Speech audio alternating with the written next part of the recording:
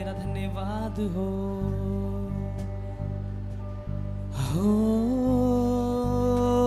शना हो शना हो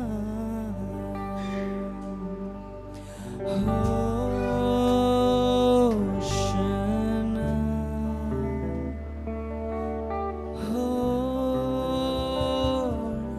शना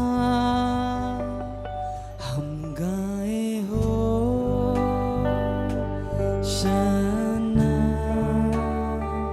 तू राजाओं का है राजा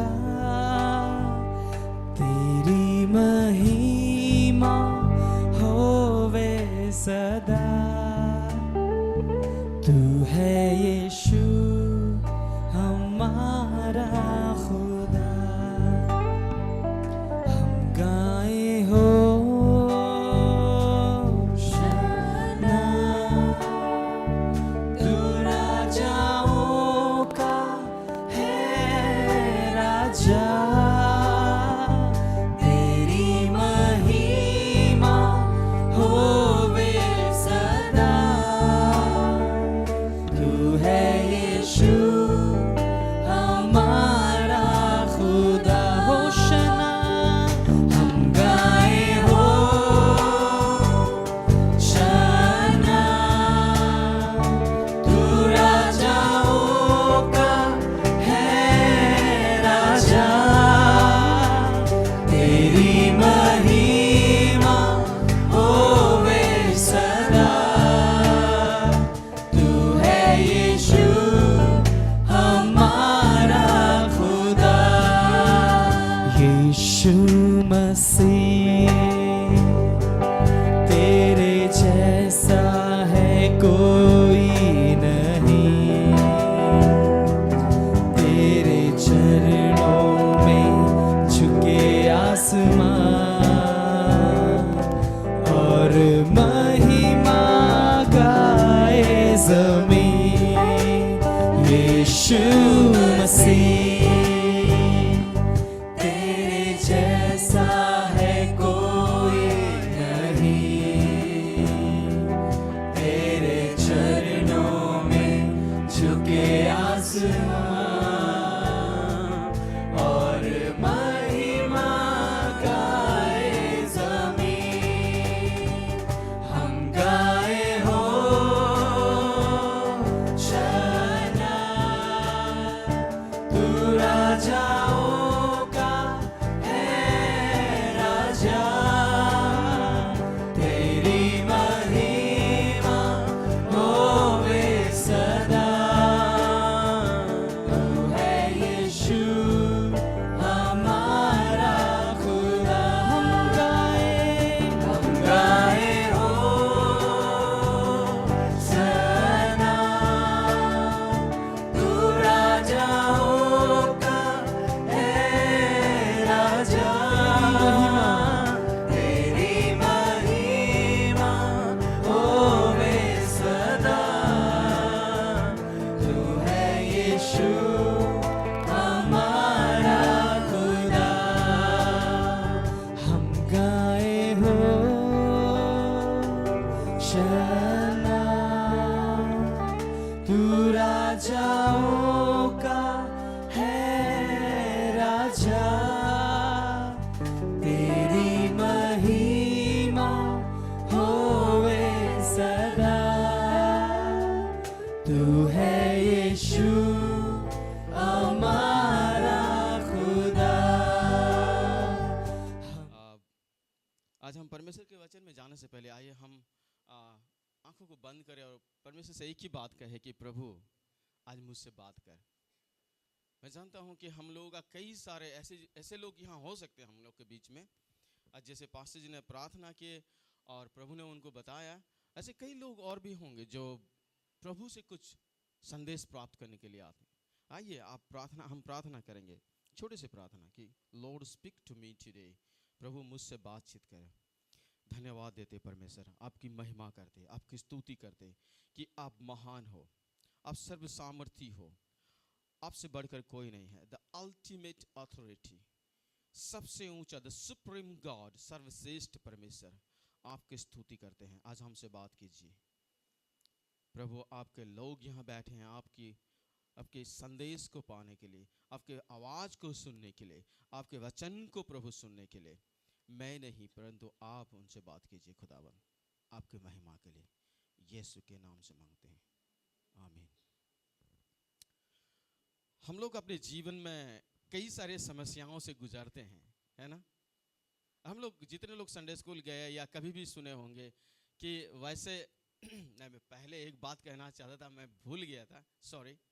अजय, थैंक यू, बहुत धन्यवाद। अजय ने इतना अच्छा अगुवाई किया हमें वर्शिप में, और मैं आज जो चीज़ें सोच रहा था वैसे एक दो गाना उन्होंने गाए, और मैं सोचा कि व्हाट ए वंडरफुल थिंग, ये कितना अच्छा है कि वो मैं जो जिस प्रकार का संदेश चुना हूँ उस प्रकार के गाना गा रहे हैं।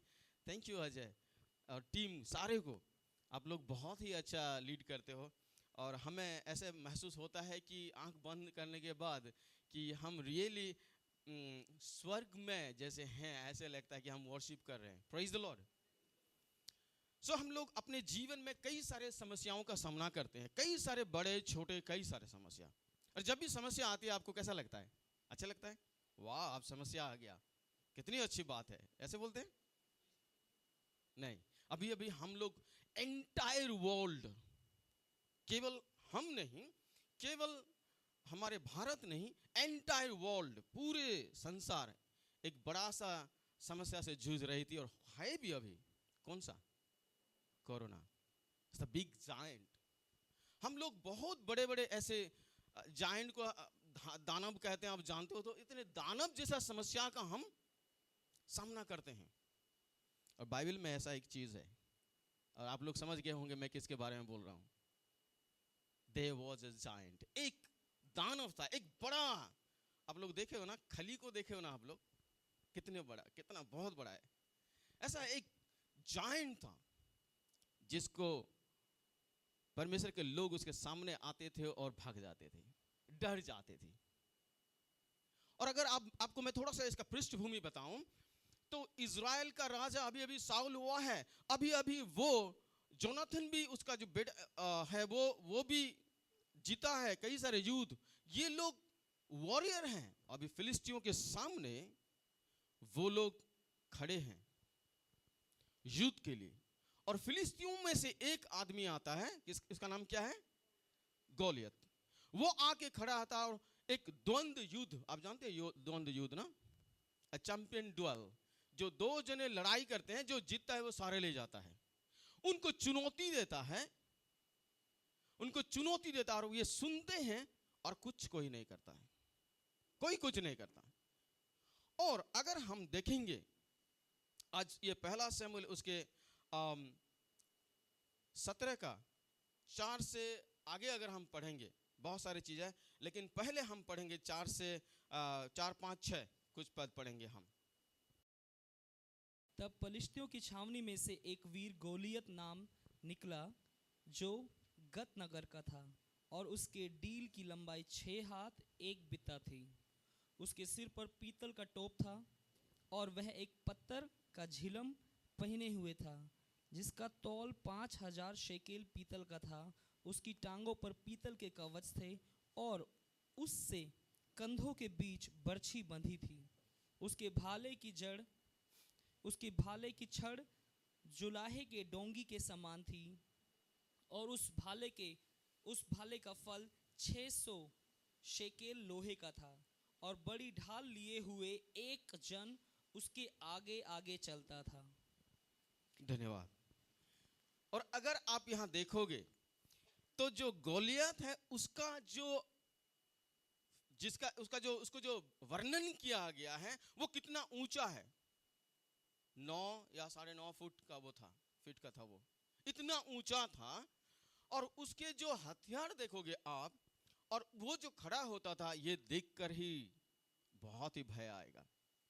और वो रोज आता था, और पहली बात वो करता था, इजराइलियों को चुनौती देकर उनको धमकाता था। पहला, अपने साइज से खड़ा हो जाने का मतलब है कि बस हो गया, कोई है ऐसा दूसरा चीज अगर उसको देखोगे कि उसका स्ट्रेटेजी, उसका जो प्लान है, दूसरा वो लोगों के अंदर डर को पैदा करता था। 8 पद में लिखा है, 8 पद में अगर हम देखेंगे क्या लिखा है 8 पद में, वह खड़ा होकर इजरायली पांतियों को ललकार के बोला, तुम में से यहाँ आकर लड़ाई के लिए क्यों पांति बांधी है?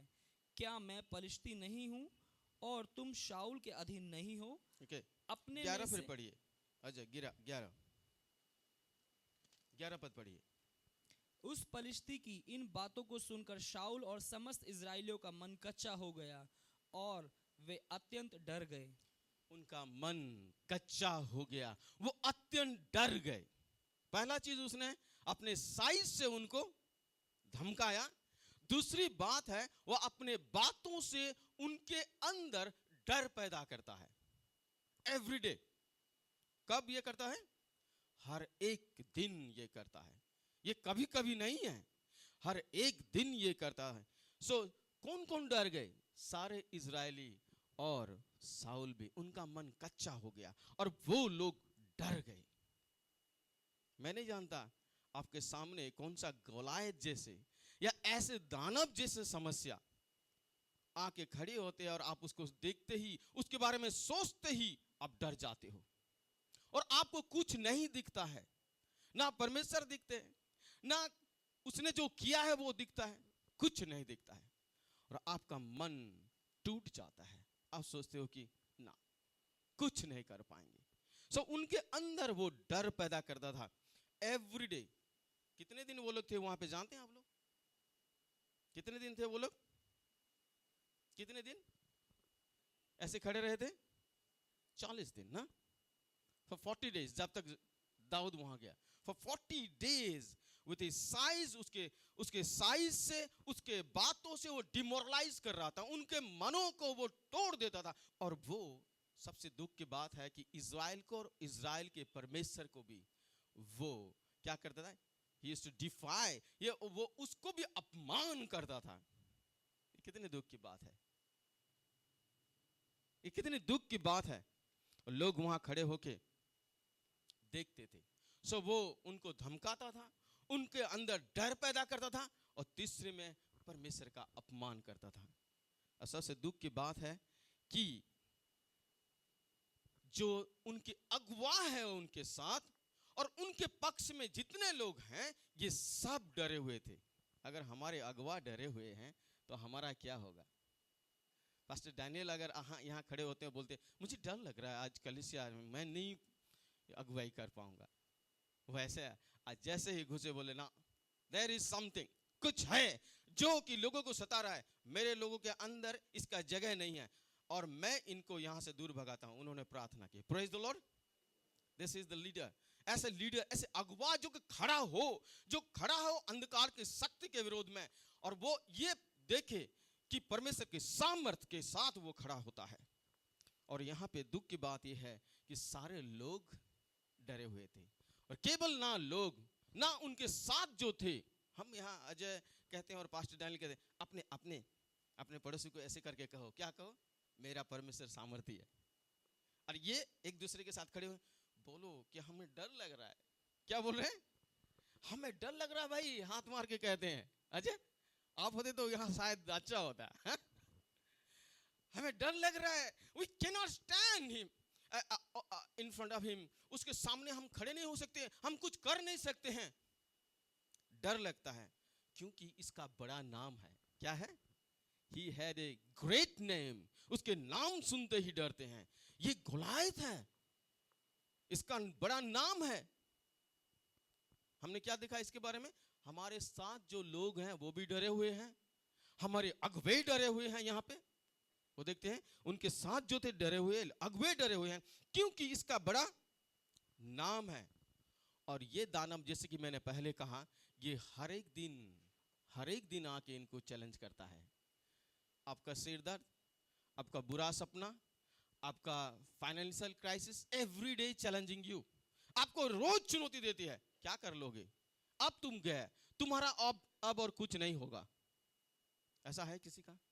हाथ नहीं उठाना, आप जानते हो ऐसा है। देखोगे आज क्या होता है, देखोगे उस युद्ध भूमि में क्या होता है? प्रिय कलीसिया, मैं आपसे एक बात कहता हूं कि हार जाने का डर या असफलता का डर असफलता से भी बुरा है।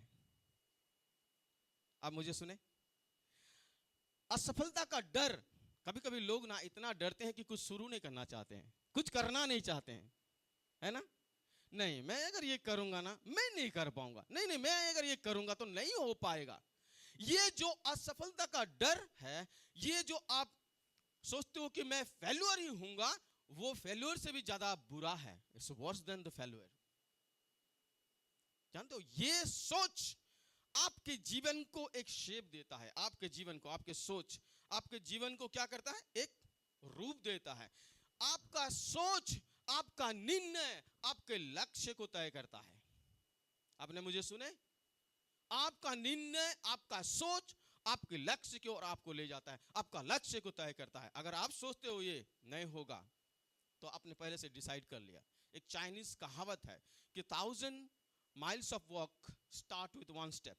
1000 मील का यात्रा एक स्टेप से शुरू होता है, एक कदम से। हालेलुया। आप एक कदम नहीं लेना चाहते, आप बाकी 999 नहीं चल पाओगे। अगर आप एक कदम पीछे नहीं छोड़ोगे, एक कदम आगे कैसे जाओगे भाई, है ना? और यहां कोई कदम लेने वाला नहीं था, सब डरे हुए हैं। ये डरे हुए हैं, ये असफलता से डरे हुए हैं, और सोच सोच कर अपने सोच में मेंटली वो लोग, मॉरली वो लोग डिमोरलाइज हो गए हैं। प्रिय कलीसिया, मैं नहीं जानता आप इनके साथ, आपके साथ ऐसा हो रहा है क्या? आप अपने आप को आइडेंटिफाई कर सकते हो। हम देखते हैं, और क्या देखते हैं कि ये लोग इकट्ठे तो आते हैं, इकट्ठे तो खड़े होते हैं, लेकिन इनका एकता में कुछ भी ऐसा स्ट्रेंथ नहीं है। मैं हर समय जब मैं ट्रेनिंग देता हूं या प्रचार करता हूं, मैं एक चीज कहता हूं, कलीसिया एक भीड़ नहीं है। कलीसिया क्या नहीं है? याद रखना, कलीसिया भीड़ नहीं है। क्यों मैं ये कहता हूं कि भीड़ तो सिनेमा हॉल में भी होती है, भीड़ तो क्रिकेट मैच देखने के लिए भी लगती है, भीड़ तो फुटबॉल मैच देखने के लिए भी होती है। कलीसिया ऐसा नहीं है। ये भीड़ नहीं, ये क्लब नहीं है।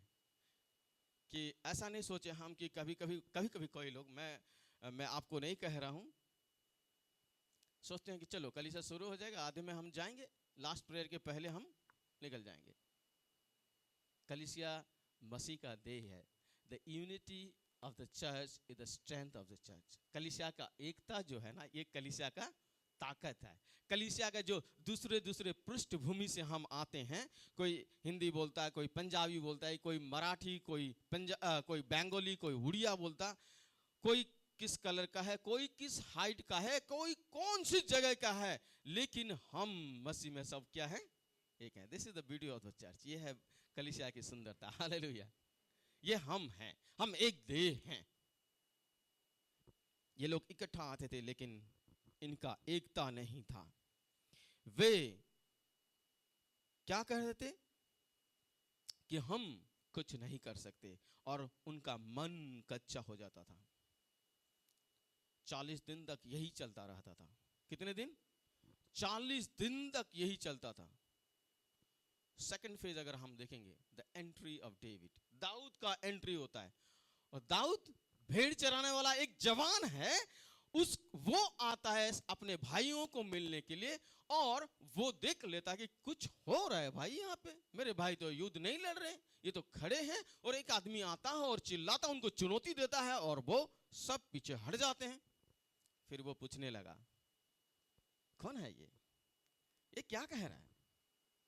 आप जानते हो सबसे पहले उसको टोकने वाला कौन था? उसका भाई एलियाब। वो कुछ करना चाहता है, वो आगे बढ़ना चाहता है, लेकिन उसका भाई उसको, तू यहां, मैं जानता हूं तेरा एटीट्यूड, कहां छोड़ दिया भेड़ को, तू इस युद्ध भूमि में इतना छोटा सा बच्चा क्या कर रहा है? मैं नहीं जानता आपका एलियाब कौन है, जो आपको टोकता है जब आप कुछ करना चाहते हो, जब प्रभु के नाम से आप कुछ करना चाहते हो, खड़े होना चाहते हो। आपका एलियाब आपको कहता है, तू करेगा ये, तू घमंडी हो रहा है, तू ऐसा कर पाएगा, गेट आउट फ्रॉम हियर। मैं नहीं जानता आप क्या लिया। सेकेंडली, उसको जो डिस्करेज किया था कौन जानते हो? साउल ने क्या बोला था? वो सीजन वॉरियर है। वो कौन? वो बहुत अनुभवी योद्धा है। वो कौन? गोलायत, अनुभवी योद्धा। अगर हम दोनों को कंपेयर करेंगे, आपको अगर मैं एग्जाम लिख दूंगा कि डिफरेंस बिटवीन गोलायत एंड दाऊद, आप क्या लिखोगे? गोलायत एक बहुत बड़ा अनुभवी युद्ध था, अनुभवी योद्धा था। दाऊद का कोई अनुभव नहीं है, उसका अनुभव भेड़ चराना भाई। अगर हम गोलियत के बारे में सेकंड हम कहेंगे तो क्या कहेंगे? क्या कहेंगे? वो हिस्ट्री में ऐसा कोई था ही नहीं उसके जैसे, और दाऊद एक साधारण बच्चा, एक जवान है। ओके। तीसरा अगर मैं बोलूंगा कि गोलियत के पास सबसे एडवांस हथियार था। अभी आपने पढ़े ना, सबसे एडवांस हथियार था। और दाऊद के पास क्या था? क्या क्या था? गुलेल। हम उसको दूसरा कुछ बोलते, क्या बोलते? गोफन हम बोलते उसको ना, गोफन। स्लिंग, स्लिंग आप जानते हैं ना, उसमें पत्थर रख के घुमा घुमा के मारते हैं। ये गाना आप लोग जानते हो ना, घुमा घुमा के मारा। दाऊद ने गोलियत को गोफन से मारा। ओके। तो उसके पास कुछ पत्थर है, 5 पत्थर है चिकने चिकने, और एक स्लिंग है, और एक डंडा है, एक डंडा है, स्टिक, बस। और गोलियत का अगर हम देखेंगे, उसका आज के समय में हम बोलेंगे कि भाई आज जो बड़े बड़े देश हैं जिनके पास बहुत ही एडवांस वेपन्स है, ऐसा गोलियत उस समय का था। लेकिन जब दाऊद वहां खड़ा होता है तो एक ही चीज बोलता है, एक ही चीज बोलता है, और एक ही चीज देखता है जो कि किसी ने नहीं देखा, और देखते हुए भी नजरअंदाज किया है। क्या बोलता है? ये खतना रहित व्यक्ति कौन है? क्या बोलता है? पहली बात, ये खतना रहित व्यक्ति कौन है? इसका मतलब जो वाचा के लोग नहीं हैं, इसका मतलब ये गैर यहूदी जो वाचा में है उनमें से नहीं है। ये होता कौन है हमारे साथ लड़ाई करने के लिए, चुनौती देने के लिए? दूसरी बात वो कहता है कि ये कौन है जो परमेश्वर का अपमान करता है? अभी तक ये लोगों ने ये नहीं देखा। किसने देखा? ये दाऊद ने। दाऊद, ये लोग अपने ताकत से, अपनी आंख से, अपनी सामर्थ्य से गोलियत को देखते थे। दाऊद ने कैसे देखा? परमेश्वर के दृष्टिकोण से। हालेलुया। मैं नहीं जानता आप अपने समस्या को कौन से दृष्टिकोण से देख रहे हो। आप ये कह रहे हो कि मेरा ताकत, और मैं उसके साथ तुलना करता हूं, मैं कुछ नहीं कर पाऊंगा, और फिर डर जाते हो। मेरे पास जो हथियार है वो काम नहीं आएगा, और मैं भूल जाता हूं कि मुझे क्या क्या हथियार दिया गया है। इफिसियों आप पढ़े हो 6 अध्याय में 10 से आगे, मुझे क्या हथियार दिया गया है ये मैं भूल जाता हूं। प्रिय कलीसिया, मैं आपको आज चुनौती देता हूं, आज चुनौती देता हूं कि आप हर एक समस्या, हर एक जो आपको दानव चुनौती देता है, उसको परमेश्वर के दृष्टिकोण से देखो। दानव बहुत बड़ा था, he was big, but my God is bigger than that. हमारा परमेश्वर उससे बहुत बड़ा है। साइज डजंट मैटर, साइज कोई मायने नहीं रखता है। बोलिए, साइज कोई मायने नहीं रखता है। अब हर समय दानव को देखते हो और आप ऐसे हो जाते हो, साइज कोई मायने नहीं रखता है। हमारा परमेश्वर जब तक हमारे साथ है, we will win. हालेलुया, हम जीतेंगे। दाऊद कहता है कि ये है कौन जो परमेश्वर के लोगों के विरोध में खड़ा होता है? ये है कौन जो परमेश्वर के विरोध में बात करता है? ये है कौन जो खतना रहित है? ये कैसे खड़ा होगा? और दाऊद क्या जानता था? वो परमेश्वर को व्यक्तिगत रूप से जानता था। हालेलुया, व्यक्तिगत संबंध था। दाऊद का अनुभव क्या है कि दाऊद जब साउल के सामने खड़ा होता है और साउल से जब बातचीत करता है, तो साउल उसको सारे उसका हथियार और कपड़ा पहना देता है और दाऊद चल भी नहीं पाता है। दूसरे के कपड़े में और दूसरे के शू में, दूसरे के हथियार में दाऊद नहीं चल पाता। उस जानता है कि उसके पास हथियार क्या है, परमेश्वर ने जो दिया है। हालेलुया। और दाऊद कहता ना ना मुझे ये नहीं चाहिए, तुम राजा हो, तुम पहन के बैठे रहो यहाँ पे, तुम राजा हो, तुम पहन के बैठे रहो, मेरे पास परमेश्वर ने हथियार दिया है। और मैं आपको बता दूं, आपके जानकारी के लिए बता दूं राजा, कि मैं जब अपने भेड़ों को चराता था और कोई भालू या शेर या कोई भी आके उनको ले जाने की कोशिश करता था, मैं उनके मुंह से, उनके जबड़ों से उनको मुंह फाड़ के उनको निकाल के लाता था। मेरा परमेश्वर मुझे ये सामर्थ्य देता है। हालेलुया। मेरा अनुभव यही है। अगर मेरा परमेश्वर ये करता, हर समय आप देखो, हर समय उसने कहा मेरा परमेश्वर ये किया है। अगर मेरा परमेश्वर ये कर सकता है तो आज ये खतना रहित व्यक्ति ये खड़ा भी नहीं हो सकता मेरे सामने। हालेलुया। और एक चीज दाऊद देखता है, और वैसा मैं आपसे चाहता हूं, हम अपने आप से चाहते कि हम भी वैसे चीज देखें। सब लोग गोलियत को देखते थे और बोलते थे इतना बड़ा है कि हम मार नहीं सकेंगे ना। क्या बोलते थे? इतना बड़ा है हम मार नहीं सकते। यहां लिखा नहीं है, ये मेरा इमेजिनेशन है, लेकिन दाऊद इसको देखता है और क्या सोचता है, इतना बड़ा है ना, मेरा एम, मेरा ये गोफन मिस नहीं करेगा, उसको लगेगा ही लगेगा। हालेलुया। आप मुझे सुन रहे हैं? इतना बड़ा, एक बोलता है, इधर कुछ लोग हैं बोलते इतना बड़ा है कि हम मार नहीं पाएंगे, इसको कुछ नहीं कर पाएंगे। और दाऊद छोटा सा बच्चा, यंग मैन, हमारे अजय के जैसे, ओके, बोलता है कि ये इतना बड़ा है ना, मिस तो नहीं होगा, है ना। बोलिए, मेरा दानव को जब मैं परमेश्वर के हथियार से मारूंगा मिस नहीं होगा। ये अपने मन में बोलिए। आप विश्वास करते हो ये? Hallelujah, praise the lord. दाऊद देखता है कि ये परमेश्वर के दृष्टिकोण से देखता है। बाकी लोग क्या देखते हैं? अपने दृष्टिकोण से देखते हैं। वो अपने सामर्थ के साथ गोलियत को तुलना करते हैं, दाऊद परमेश्वर के सामर्थ के साथ उसको तुलना करता है। अपने आप को देखता है तो कुछ नहीं है वो, कुछ नहीं है वो। जब हम ये देखते हैं कि वो लोग सोचते थे कि गोलियत उनके साथ क्या कर सकता है अगर वो सामने चले जाए तो, लेकिन दाऊद क्या देखा कि परमेश्वर गोलियत को क्या कर सकता है। हालेलुया। आपका गोलियत, आपका दानव को परमेश्वर के सामने खड़े कर दो। किसके सामने खड़े करना है? आप नहीं, आपके सामर्थ्य से नहीं, आपके सामर्थ्य से नहीं,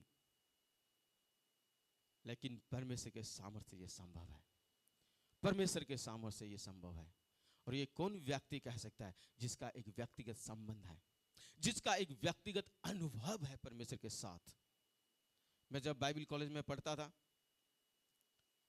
बैंगलोर में मैं पढ़ता था, एक चीज जरूर हम करते थे कि वो दूर था थोड़ा शहर से, और अभी तो पूरा शहर सब जगह हो गया, मैंने सुना, मैं गया नहीं बहुत सालों से। और वहाँ जंगल थे और वहाँ जाके हम प्रार्थना करते थे शाम के समय, सुबह के समय। कभी कभी मुझे ऐसा लगता था, ऐसे समस्याएं मैं सामना करता था कि मैं कहता था अपने आप से, प्रभु मुझे ऐसा लग रहा है ना कि मैं तो आ गया आपके बुलाहट के लिए, आपके कार्य के लिए आ गया, और मुझे कभी कभी ऐसा लगता है कि मैं ऐसे कुएं में जंप किया हूँ और आधे रास्ते में मुझे ऐसा लग रहा है कि नीचे पानी ही नहीं है। मैं तो पानी में जंप कर रहा हूँ सोचा था, लेकिन पानी ही नहीं है, ऐसा लगता था। आप भी ऐसा सोचते हो कभी कभी कि प्रभु मैं तो चला, आप पर विश्वास किया, वो एक बहन आके मुझसे शेयर की, वो भाई किया, और मैं आपके साथ चला, लेकिन ऐसा लग रहा है कि मैं समस्या में पड़ गया हूं। ना, ऐसा नहीं है, ऐसा नहीं है। परमेश्वर आपके साथ है। क्या सौल परमेश्वर को नहीं जानता था? क्या इज़राइल परमेश्वर को नहीं जानते थे? लेकिन प्रॉब्लम क्या है, समस्या क्या है? वो भूल गए कि वो जो परमेश्वर को जानते हैं वो महान सामर्थी परमेश्वर है, वो हमारे लिए युद्ध करने वाला परमेश्वर है, वो हमारे सामर्थ है, वो हमें हमारे साथ खड़ा होने वाला परमेश्वर है, वो हमें हमारे समस्या के ऊपर जय देने वाला परमेश्वर है, वो हमारे दानव को मारने वाला परमेश्वर है, वो महान सामर्थी सर्वशक्तिमान परमेश्वर है। हालेलुया। ये भूल नहीं जाना है हमें। ये भूलने का मतलब है कि मैं अपने फाउंडेशन को तोड़ दिया हूं। फाउंडेशन को तोड़ दिया तो भाई छत कैसे डलेगा? छत डलेगा? दाऊद व्यक्तिगत तौर से उसको जानता था। दाऊद भली भांति उसको जानता था, इसलिए ये कह पाए। 37 पद में ये लिखा है ना, थोड़ा पढ़ लेते हैं, अच्छा लगेगा। मैं जानता हूं आप जानते हैं, फिर भी हम थोड़ा पढ़ लेते हैं। 37 पद उसी 17 का। फिर दाऊद ने कहा, यहोवा जिसने मुझे सिंह और भालू दोनों के पंजे से बचाया है, वह मुझे उस पलिश्ती के हाथ से भी बचाएगा। शाऊल ने दाऊद से कहा, जा, यहोवा तेरे साथ रहे। ओके। जब शाऊल ने उसको डिस्करेज किया, दाऊद का जवाब क्या था? दाऊद का जवाब क्या था? कि मैं, बोल दो अजय एक बार। फिर दाऊद ने कहा, यहोवा जिसने मुझे सिंह और भालू दोनों के पंजे से बचाया है, वह मुझे उस पलिश्ती के हाथ से भी बचाएगा। बस राजा इतना जान लो कि जो मुझे बचाया है ना, वो मुझे बचाएगा। दो चीज यहां देखिए, एक तो मुझे बचाएगा और दूसरा उसको, मेरे समस्या को हमेशा के लिए खत्म करेगा। जो 40 दिन तक उनको ललकारता था, आज वो खत्म होगा। हालेलुया। मैं यही सोचता हूं कि इसमें से कोई भी व्यक्ति उसको मार सकता था। मार सकता था कि नहीं? 40 दिन उनके पास था। कितने दिन था? 40 दिन वो था उनके पास मौका। केवल परमेश्वर के नाम से, खुदा के नाम से, उस सामर्थी परमेश्वर के नाम से उनको खड़ा होना था, लेकिन वो ये फेल हो गए। लेकिन दाऊद और समय नहीं लिया। दाऊद बोला कि इमीडिएट एक्शन, मैं और आगे इंतजार नहीं करूंगा, मुझे और इंतजार करने की जरूरत नहीं है। आई नो, मैं जानता हूं मेरा परमेश्वर मेरे साथ है, मेरा परमेश्वर मेरे लिए लड़ता है। परमेश्वर केवल अनुग्रह करने वाला परमेश्वर नहीं है, वो ये जानता था कि my God fights for me. वो वॉरियर है। वो कौन है? योद्धा है। हालेलुया। और ये दाऊद का ये निर्णय आप देखते हो क्या हुआ। मैं नहीं जानता, आपका जो दानव है, जो बहुत बड़ा हाइट्स है, स्ट्रेंथ है, लेकिन आप कहते हो कि मैं क्या करूं, और आज आप अंत कर सकते हो उसको। हालेलुया। आज अंत कर सकते हो उसका। Stand in the name of the Lord almighty. Almighty, सामर्थी परमेश्वर के नाम से उसके विरोध में खड़े हो जाओ। आज वो खत्म होगा। बोलिए, आज वो खत्म होगा। Do you believe that? आप विश्वास करते हैं ये? Just believe it, believe it, कि विश्वास कीजिए। आप लोग, कई लोग पास्टर कुमार से नहीं मिले। उनको जब दुष्ट आत्मा की शक्ति जिसके अंदर होता था, जो बीमारियां तो थे, वो दूर से चिल्ला के भागते थे। मेरी मम्मी मुझे बताती है कैसे भागते थे। क्या ये पास्टर कुमार को देख के भागते थे? उनके अंदर जो है ना, जिनको वो अपने उस समय का नौकरी छोड़कर, पैसा को त्याग कर जिसके पीछे चले, वो उनके आगे चला। हालेलुया। जिस संसार में इतना था उनका, वो सबको छोड़ के जिसके पीछे चले, वो उनके आगे आगे चला। सो शैतान उनको नहीं देखता था, उनके साथ कौन है, उनके आगे कौन है, उसको देख के भागता था। Praise the Lord. और आज आप सब यह विश्वास कीजिए, अगर आप उसके पीछे चले हो, वो आपके आगे चल रहा है। प्रिय कलीसिया, हो सकता है आपका फाइनेंशियल क्राइसिस, हो सकता है आप बीमारियों से, या हो सकता है कोई ऐसा चीज है आप विश्वास करते हो कि वो कभी नहीं जाएगा, लेकिन आज विश्वास कीजिए कि वो जाएगा।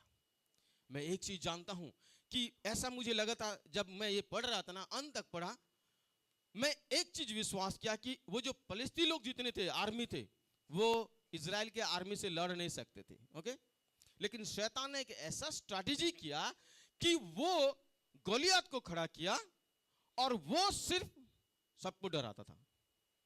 क्योंकि वो मरने के बाद देखिए पूरे इजरायली लोग सबको मार दिए, खत्म किए, सब भाग गए। इसका मतलब वो कमजोर थे। ये एक ही समस्या जो आपको कहता है कि तू कभी कुछ नहीं कर पाएगा, आप इसको जीतो, पहला कदम लो, बाकी सारे खत्म हो जाएंगे। हालेलुया। सब लोग परमेश्वर को धन्यवाद देंगे, एक ताली बजाएंगे उसके लिए कि परमेश्वर तू महान है, तू कर सकता है, ये तुझसे ये असंभव नहीं है। हालेलुया। प्रिय कलीसिया, कि दाऊद ये देखा कि मेरा परमेश्वर अनुग्रह करता है, मेरा परमेश्वर दयालु है, बहुत नम्र है, लेकिन मेरा परमेश्वर वॉरियर भी है, योद्धा भी है, मेरा परमेश्वर युद्ध भी करता है। मेरा परमेश्वर सिर्फ एक जगह नहीं, जैसे मिस्री लोग विश्वास करते थे, जैसे फलिस्ती लोग विश्वास करते थे कि इनका परमेश्वर शायद पहाड़ में ज्यादा शक्ति है, वहां नहीं लड़ेंगे, प्लेन में लड़ेंगे। कभी कभी वो सोचते थे ये शायद प्लेन में शक्तिशाली है, उनको पहाड़ में मारेंगे। कहीं भी जाओ, परमेश्वर सब जगह समान है, सब जगह सामर्थी है। नथिंग एंड नो वन, कोई और कुछ भी उसके सामने खड़ा नहीं हो सकता है। मिस्र में जब वो अपने लोगों को लेके आया, हर एक जो मिरेकल आपने देखा है, हर एक जो आप वहां पे प्लेग देखे हैं, जो बीमारियां लाए, सारे उनके देवी देवताओं के विरोध में उसने किया है। मैं सिर्फ आपको एक ही बात कहना चाहूंगा, आप कभी सोचे हो कि परमेश्वर ने उनके पहलौठा को क्यों मारा और दूसरा वाला बेटा को क्यों नहीं मारा? सोचे हैं ये? पहलौठा को मारूंगा, दूसरा वाला को क्यों नहीं मारा? इसलिए कि मिस्री विश्वास करते थे कि उनका एक देवता है जो उनके पहलौठा का रक्षा करता है, और वो पहलौठा को भी एक बड़ा सम्मान देते थे कि वो देवता उनके साथ है। और परमेश्वर बोलता है कि मैं उसको मारूंगा, तुम्हारा देवता उसको रक्षा करके देखे। खत्म कर दिया। नील नदी को मिस्र के लिए दान कहा जाता है, देवी के रूप से वो मानते थे। मैं उसको खून बना दूंगा, बचाओ। हमारा परमेश्वर सब जगह, सब समय, कहीं भी, किसी के लिए भी वो क्या है? सामर्थ्य है, वो अपने काम को कर सकता है। आपको डरना नहीं है, हमें डरना नहीं। हम लोग डरपोक हो जाते हैं बहुत समय, हम लोग का विश्वास डगमगा जाता है, एक क्वेश्चन से विश्वास डगमगा जाता है। मैं एक उदाहरण सब समय इस्तेमाल करता हूँ। ये मेरा पेन आप देख रहे हो, सब लोग देख रहे हो। मैं कहता हूँ कि ये पेन का कलर क्या है, क्या था, कैसा था? नीला। पक्का? पक्का नीला? अब जब मैं दूसरा बार आपको पूछता हूं कि क्या सच में ऐसा था, आपके मन में क्या होता है? आप हालांकि बोलोगे नीला, लेकिन मन में क्या हुआ? डाउट। शैतान ने ऐसे किया था ना, क्या सच में ऐसा होगा? हवा के साथ जब बात किया, एक क्वेश्चन से आपके मन में संदेह पैदा करता है, और उसके बाद आप क्या करते हो? डगमगा जाते हो। हम सब ऐसे करते हैं। स्टैंड फर्म, विश्वास में दृढ़ बने रहो, उस पर विश्वास करो, भरोसा रखो, and you will see the glory of God. Hallelujah. मैं अंतिम में कुछ बातें आपसे बताऊंगा, उसके बाद क्या हुआ और हम खत्म करेंगे। उसके बाद क्या हुआ कि दाऊद क्या क्या, हम लास्ट में सीधा जाएंगे, ठीक है? हम सीधा जाएंगे, 49 से आगे थोड़ा पढ़ेंगे दाऊद ने क्या किया। फिर दाऊद ने अपनी थैली में हाथ डालकर उसमें से एक पत्थर निकाला और उसे गोफन में रखकर पलिश्ती के माथे पर ऐसा मारा कि पत्थर उसके माथे के भीतर घुस गया और वह भूमि पर मुंह के बल गिर पड़ा। Hallelujah, hallelujah. वो बोलता है, उसको ठट्टा उड़ा था, किसको? दाऊद का। दाऊद कहता ओके ठीक है, मैं परमेश्वर के नाम से आता हूं। एक पत्थर लिया, कितने? उसको 4-5 मारना नहीं पड़ा, एक लिया और ऐसे मारा कि सारे जगह तो कवर थे, लेकिन जहां थोड़ा खुला था सीधा वहां जाके लगा और वो वहीं पे गिर पड़ा। दाऊद दौड़ के गया, उसके सिर को काट दिया और सब इजरायली फिर फलिस्तियों के ऊपर हावी हो गए। हालेलुया। एक समस्या गया, सब खत्म। Praise God.